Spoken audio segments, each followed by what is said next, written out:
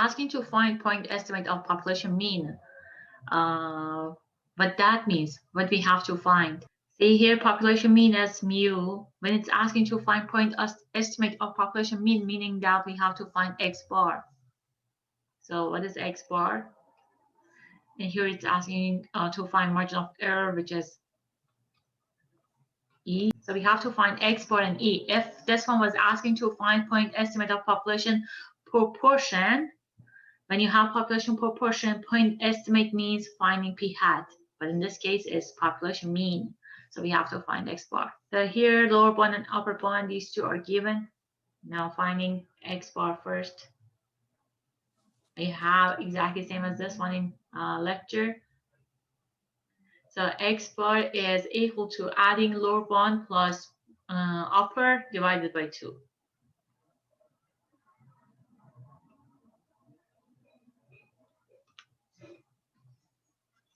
So our answer is 25.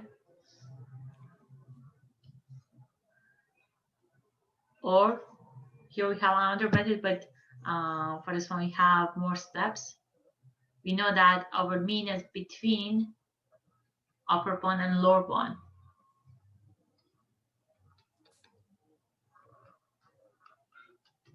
X bar plus E is upper bound, and X bar minus E is lower bound. And based on what we have for lower and upper, adding lower plus upper. Here we have system of two equations with two variables. So when we're trying to solve this one, we should make one of these variables. We have x bar and we have e. So making one of these, this is easy to eliminate because for e here I have -1 and here is +1.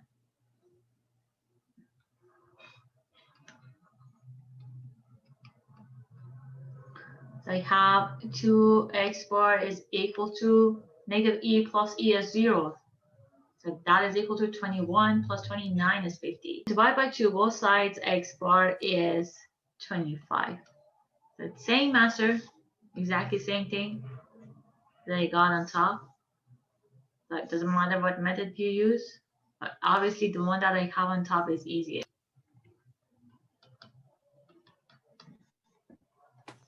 Now, how we can find E? You can use either lower bound or upper bound. You're gonna have same answer, so it doesn't matter which one you use. I'm using, for example, upper x bar plus E. That is equal to 29. This is given. So x bar from part A here, we got 25 plus E. Finding E, so subtract 25. E is equal to 29 minus 25 is 4.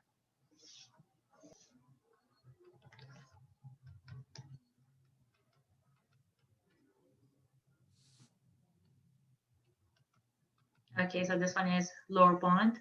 Okay, I'm gonna have same answer.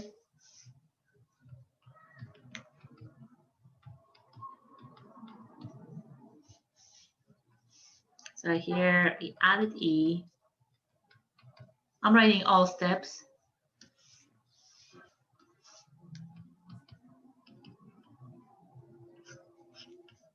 So here again, E is equal to 4. This part says that we have simple random sample, and our population is normally distributed. The sample mean x bar is found to be 105. So our x bar is 105, and standard deviation is 10.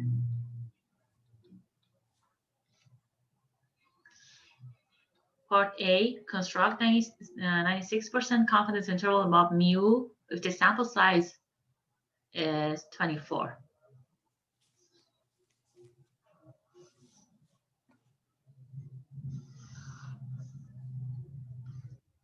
So part A, here we have 96%.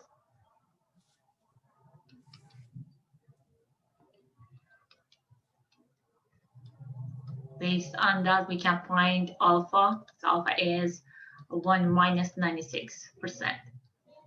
And that is 4%. Next step is divide by 2. Okay, this alpha is area in 2 cell, left plus right cell. But you're trying to find the area on 1 cell. That's why I'm dividing by 2. So alpha divided by 2 is 4%. Divided by 2. Here is 2%. This is area on right cell.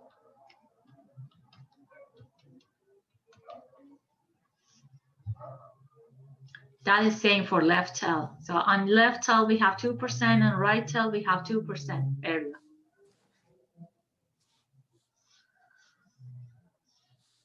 But when we're trying to use that one to find T, this one, this is what we have on right.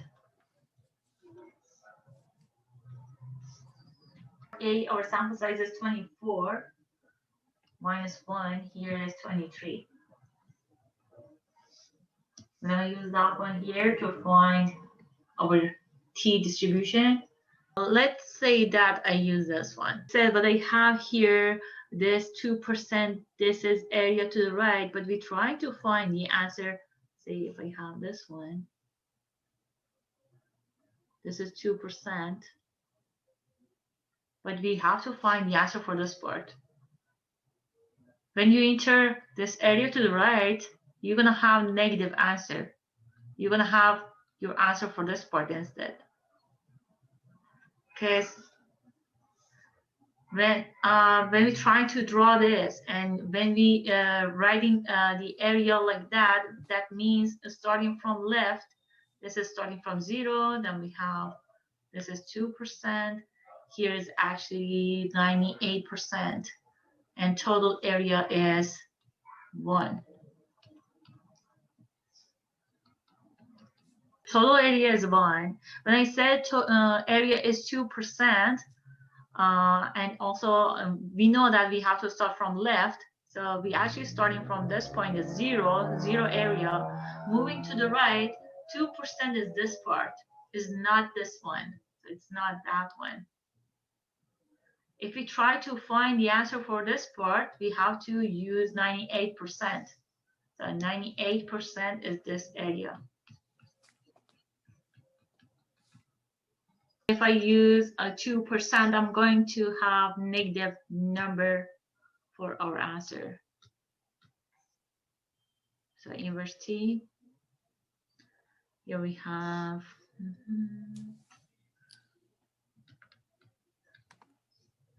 if I use 2%, I'm not going to use 2%, but let's try. So 23, you're gonna have a negative number, but I'm trying to find what I have on right. So instead of 2%, I'm going to use 1 minus 2%. The inverse T, here we have 98%, and here 23. So now our answer is positive. Rounding to 3 decimal places is 2.177.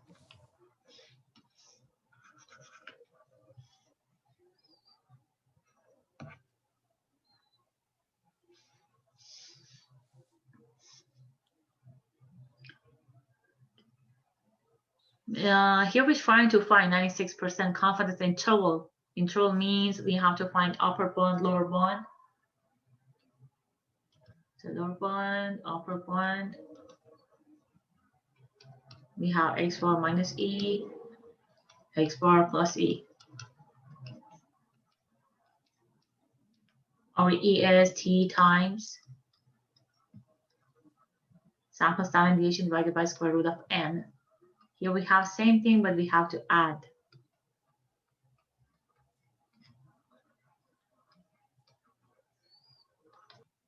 So I'm using all that we have here. We have x bar, we have t, we have standard deviation is given, it's on top, and our sample size is 24. So using all these to find lower bound, upper bound.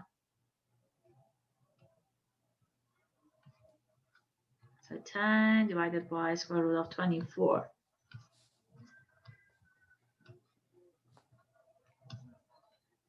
Running to one decimal place, so my answer for lower one is 100.6, and for upper 109.4. We're gonna have exactly the same thing for part B and C because we have to construct confidence interval, but for part B, our sample size changed from 24 to 29. So everything is same except sample size. Here, part B, again, we have 96%.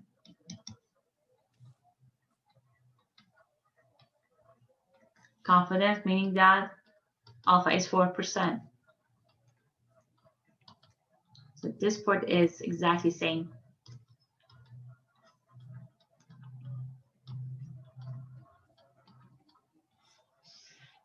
But degree of freedom is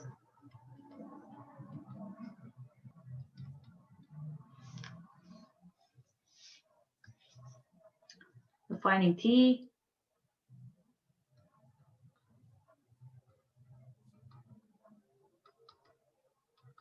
use inverse T.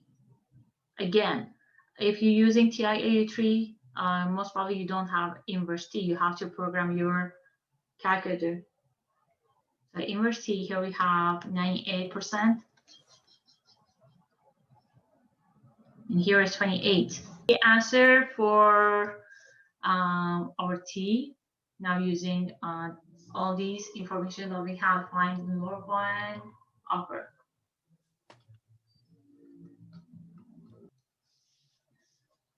Okay, so X bar minus E is T times standard deviation divided by square root of N. Again, our X bar is 105.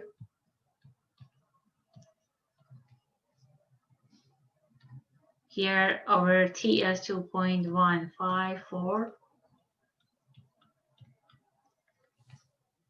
Multiplied by our standard deviation is 10.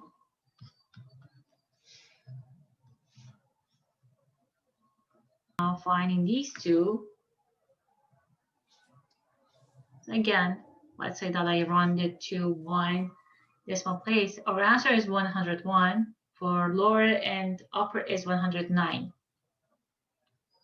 Since for example, if it's asking to round to one decimal place, my answer is like this.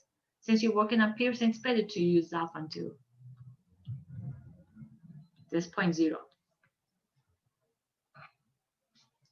So our interval is 101, 109.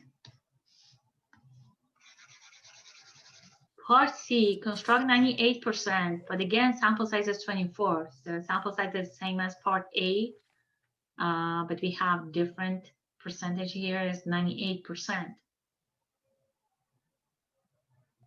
So degree of freedom is sample size is 24 again, minus 1, here is 23.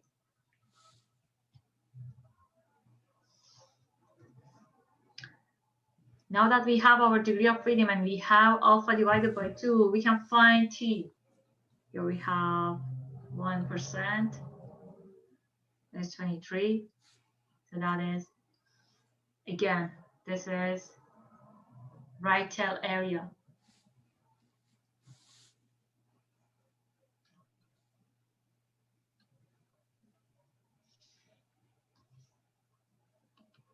But when I'm using inverse T, instead of writing right tail area, here we have to use left tail. You're gonna have negative answer.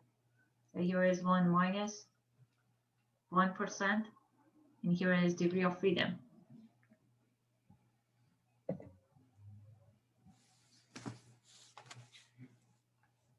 So inverse T, here we have 99%.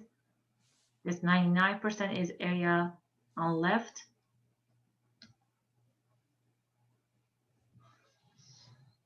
Second, bars. Number 4.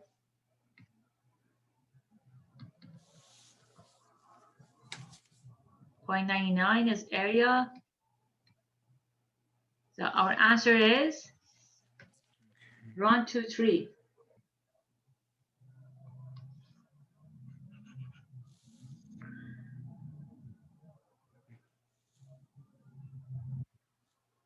So our T is 2.5. Now, so all of these are same. You only need to follow these steps. So export again is 105. Our T here we got 2.5. Multiply by our standard deviation is 10. And our sample size here in part C is 24. Running to one decimal place again, here for lower bound I have 99.9 and for upper 110.1. Could we have computed the confidence interval in parts A through C if the population had not been normally distributed? What we have on top here it says that our population is normally distributed, but it's asking what if our population was not normally distributed? Are we able to find these intervals based on what is given in part A and B, C? To be normal, we should have either our population normally distributed or our sample size should be large enough. So our sample size should be greater than or equal to 30, but in this case, in part A, we have sample size is 24, part B is 29, part C again is 24. All of these are small sample size. It's not greater than or equal to 30. That's why our population should be normally distributed. So my answer for part D is no. Population should be normally distributed.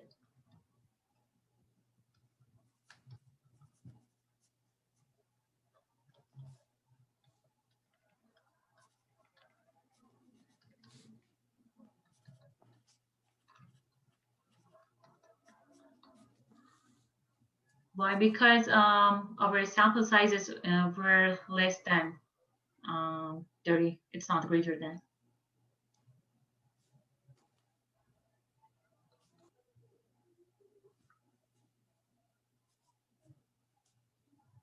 Number 3, exactly same as number 2. The only difference here in number 2, export is given and standard deviation is given. But here number 3, export and standard deviation are not given. Instead, we have these this data set. Here it says that we have random sample of 12 rain dates. So this one is our sample size. Sample size is 12. Even if you didn't see that one here, you can count how many numbers you have here. So here we have 12 numbers. That's why our sample size is 12. Now part A is asking to determine point estimate for population mean. Here again, population mean is this one, mu. The point estimate of that one means we have to find X bar. So what is X bar? Part B is construct a 95% confidence interval. So we have to construct this interval, lower bound, upper bound. For that part, again, we should have X bar, T, standard deviation, our sample size. Since we should have our standard deviation, I'm going to find X bar and at the same time working on standard deviation. Start, edit, enter. Now I'm going to enter all these into one of the columns. Let's have L3. So I'm going to have like L3. You can choose any column.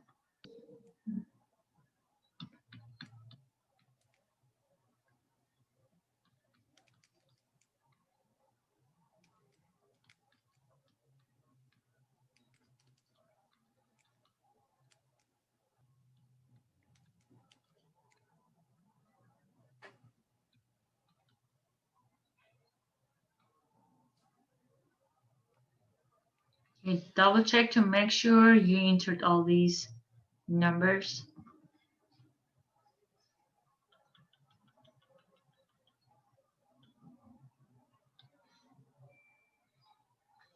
Next up, stat, calc, var stat. Here we should have L3.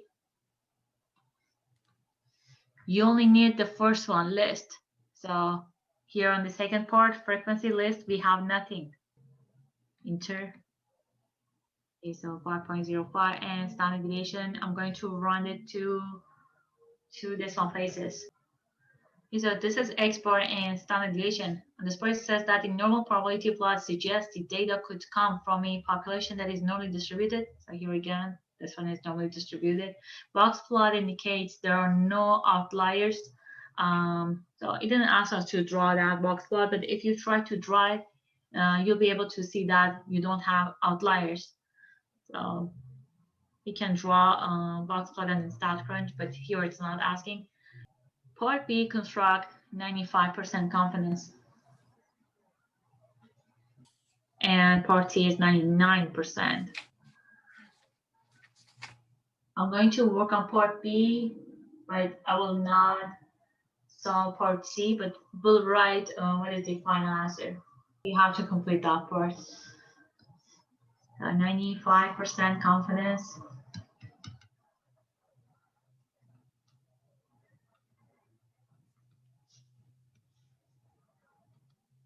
This is 1 minus 95%, 5%.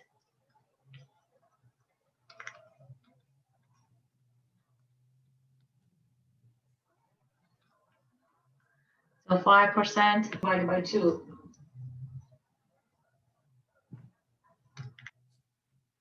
0.025. Degree of freedom is n minus 1. Degree of freedom is 11.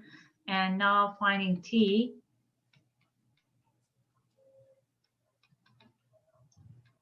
Here is 0.025. Here is 11. So this one is inverse t 1 minus 0.025 comma degree of freedom. So inverse t 0.975 comma 11. So second verse, inverse t.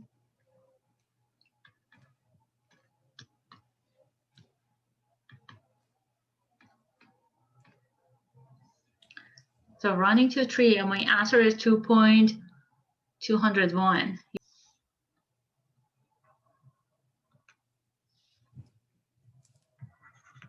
Is over t. Again, lower bound, upper bound.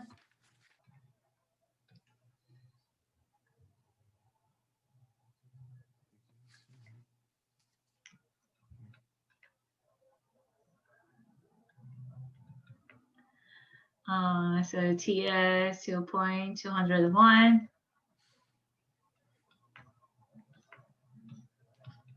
Our standard deviation was 0.40 or 0.4.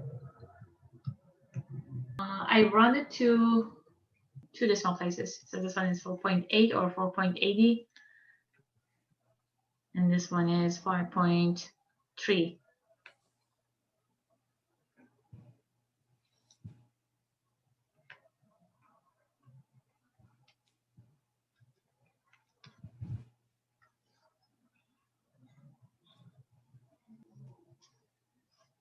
Part C is 99% confidence. Again, our sample size is 12. So you have to find alpha and divide it by 2, find t, and find lower bound, upper bound. So here is final answer.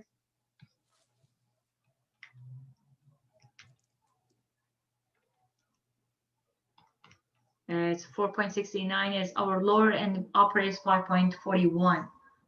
So for this part, it should work. So we are, this one is 95% confidence.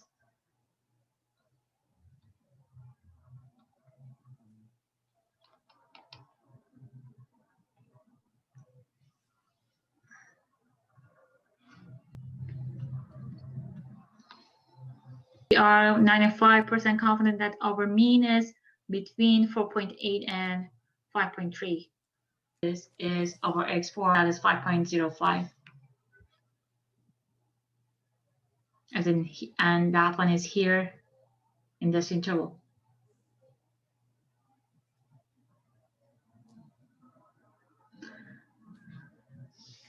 Here again, you'll find this interval, and we already have the answer, but you'll work with and also interpret the output.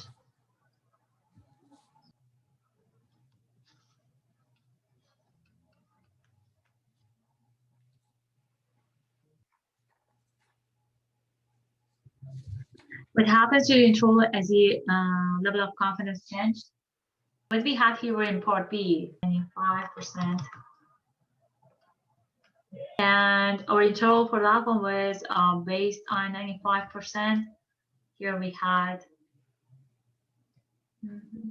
4.8, 5.3.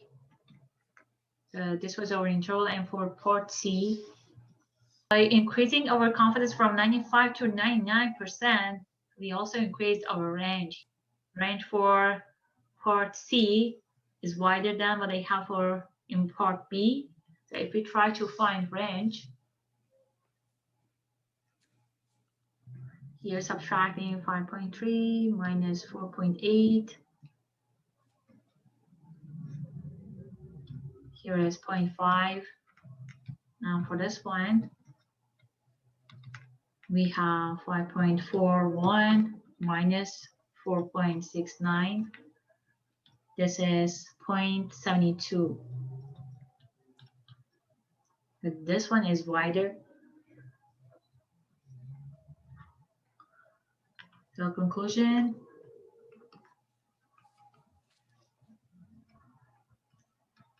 by changing from 95 to 99%, the width of the interval